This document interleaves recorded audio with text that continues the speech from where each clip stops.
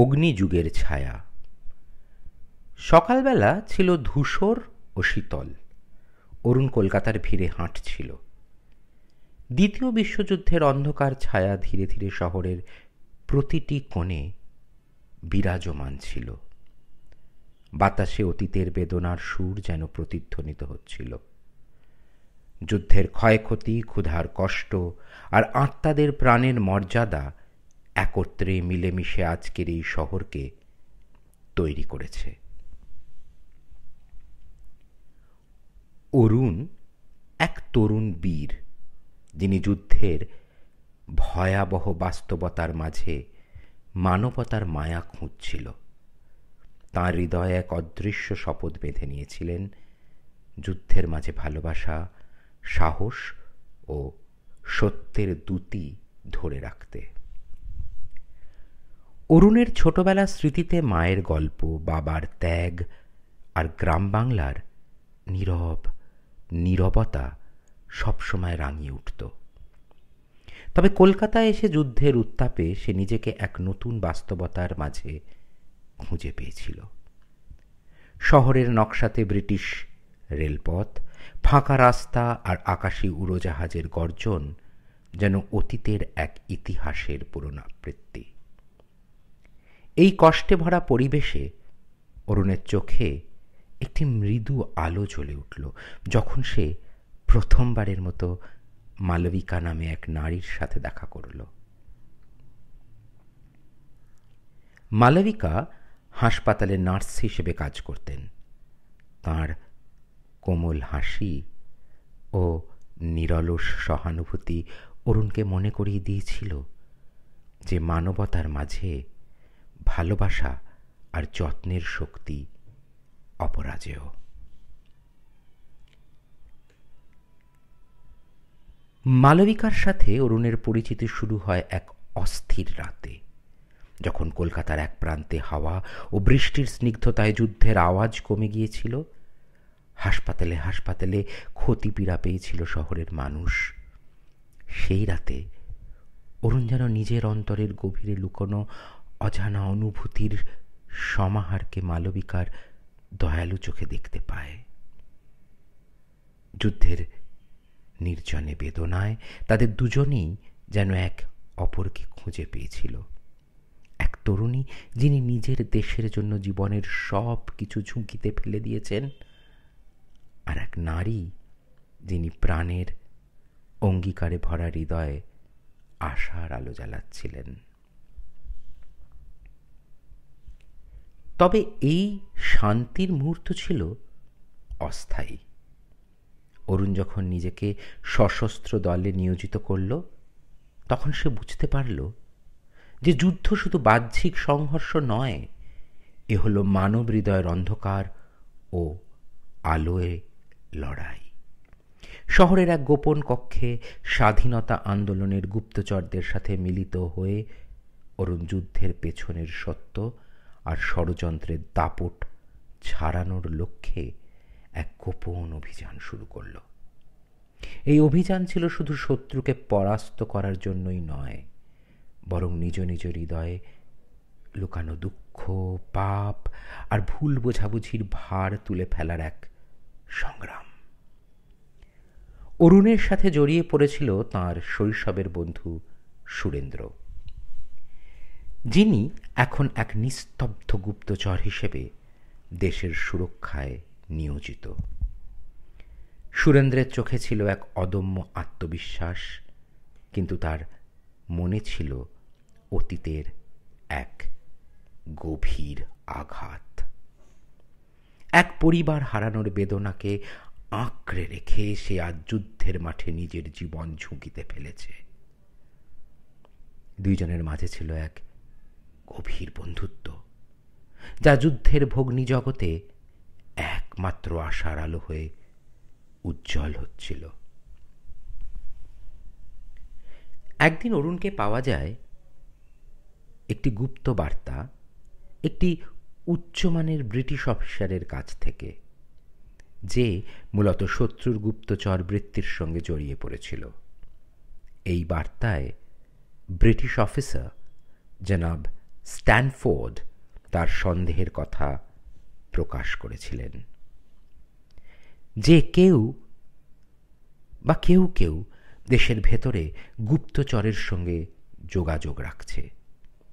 অরুণের মনে উথলে উঠল দ্বন্দ্বের অনুভূতি। তাকে দেশের সেবায় নিবেদিত হতে হবে, কিন্তু সেই সঙ্গে মালবিকার প্রতি তার গভীর ভালোবাসার স্মৃতি, যিনি তার জীবনের এক অমর প্রতীক হয়ে দাঁড়িয়েছিলেন। মালবিকা, যিনি নিজেও অনেক কষ্ট ও লড়াইয়ের মধ্য দিয়ে আসছেন, অরুণের এই দ্বন্দ্ব বুঝতে পেরেছিলেন। হাসপাতালে রাতের অন্ধকারে যখন আহত সৈন্যদের যত্ন নেওয়ার ব্যস্ততায় মালবিকার চোখে এক শান্ত নীরবতা, প্রেমের এক গভীর অনুভূতি জাগ্রত হয়েছিল।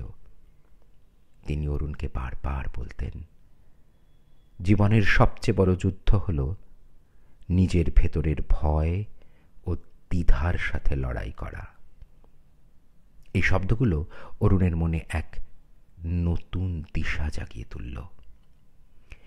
একদিন অরুণ এবং সুরেন্দ্র একটি গোপন মিটিংয়ের অংশ নিলেন, যেখানে জানা গেল যে শত্রুর গুপ্তচর বৃত্তি শুধু বাহ্যিক নয়। এদের মাঝে এমন এক ব্যক্তি আছেন যিনি দেশের শত্রু হয়ে উঠেছেন এবং নিজ পরিবারের মধ্যে বিভেদ সৃষ্টির কাজ করছেন। সেই গুপ্তচর ছিলেন এক প্রভাবশালী ব্যক্তিত্ব, যার নাম ছিল মিস্টার গিলমো, যিনি নিজেকে দেশের স্বার্থে কাজ করেন বলে দাবি করতেন, কিন্তু বাস্তবে তিনি ব্যক্তিগত স্বার্থের জন্য যুদ্ধের পরিস্থিতিকে কাজে লাগাচ্ছিলেন। অরুণ তখন বুঝতে পারল যে এই যুদ্ধ শুধু বিদেশি শত্রুর বিরুদ্ধে নয়, বরং নিজেদের মধ্যেই এক গোপন শত্রু লুকিয়ে রয়েছে। ওই রাতে অরুণের মনে এক অদ্ভুত জাগরণ হয়েছিল।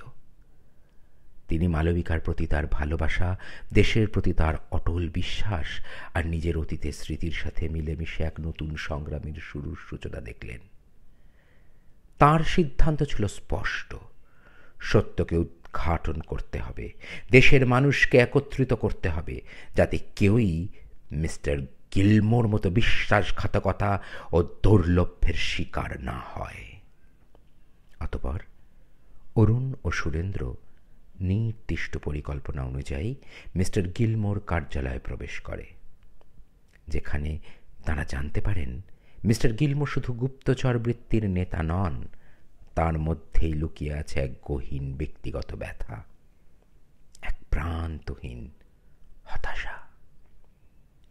সে একসময় একজন আদর্শবাদী যুবক ছিল, যে দেশের স্বাধীনতার স্বপ্ন দেখত, কিন্তু যুদ্ধের চাপে ও ব্যক্তিগত ক্ষতির কারণে সে নিজেকে হারিয়ে ফেলেছিল। অরুণ সেই সত্যটি জানার পর মিস্টার গিলমোর প্রতি সহানুভূতি অনুভব করলেও সে বুঝতে পারল যে দেশের জন্য ওই লোকের বিশ্বাসঘাতকতা আর দুর্নীতি মেনে নেওয়া যাবে না।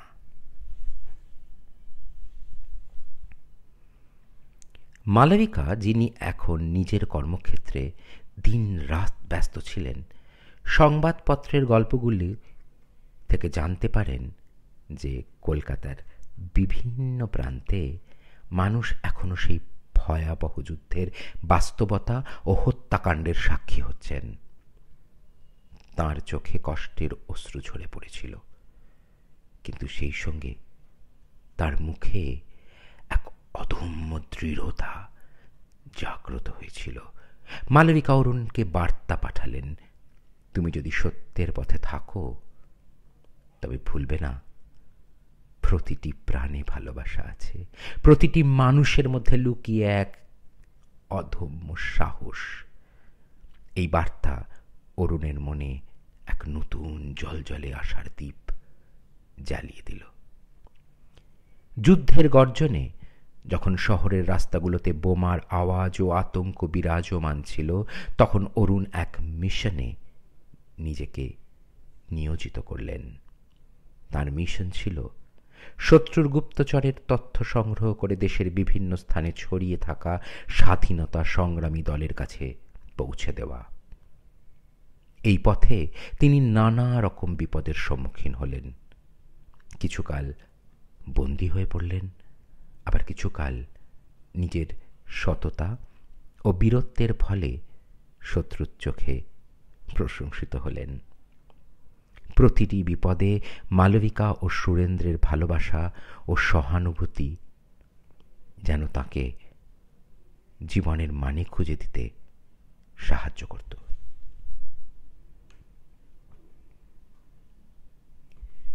কয়েক মাসের দুর্বিষহ সংগ্রামের পর অরুণ অবশেষে শত্রুর গুপ্তচর বৃত্তির মূল ঠিকানা উন্মোচন করতে সক্ষম হলেন। তার সংগ্রামের ফলস্বরূপ শহরের বিভিন্ন স্থানে থাকা স্বাধীনতা সংগ্রামী দল সমন্বয় সাধন করতে পারল এবং দেশের ভেতরের বিশ্বাসঘাতকদের বিরুদ্ধে একটি সুসংগঠিত অভিযান শুরু করল। সেই অভিযান ছিল এক অন্ধকারের মাঝেও আশা, মানবতার মাঝে ভালোবাসার পুনর্জাগরণ। যুদ্ধের শেষ দিনগুলো আস্তে আস্তে অরুণ অনুভব করলেন যে যুদ্ধ শুধুমাত্র রক্তক্ষয় বা ধ্বংসাবশেষ নয়, এটা হলো মানব জীবনের এক অতীব জটিল নাটক, যেখানে ভালোবাসা, ত্যাগ, বিশ্বাসঘাতকতা ও অনিশ্চয়তার মিশেল জড়িয়ে থাকে। একদিকে ব্রিটিশ শাসনের অবসান আর স্বাধীনতার সূর্যোদয়ের অপেক্ষায়, অন্যদিকে মানুষের মনে গভীর আঘাত ও বেদনার আধার ছিল। মালবিকা ও অরুণের ভালোবাসা এইসব কষ্টের মাঝে এক অমর মধুর সুরের মতো জ্বলে উঠেছিল। যুদ্ধ শেষ হবার পর যখন শান্তির রোদেলা সকালে কলকাতার রাস্তাগুলো আবারও জীবনের অম্লান সুরে গান গাইতে শুরু করল, তখন অরুণ নিজেকে নতুন করে খুঁজে পেলেন। তিনি বুঝতে পারলেন যুদ্ধের আঁধারে লুকিয়ে থাকা সত্য ও ভালোবাসা সবসময় মানবতার মাঝে বিদ্যমান। শুধু তা প্রকাশ পেতে ধৈর্য আর ত্যাগের প্রয়োজন।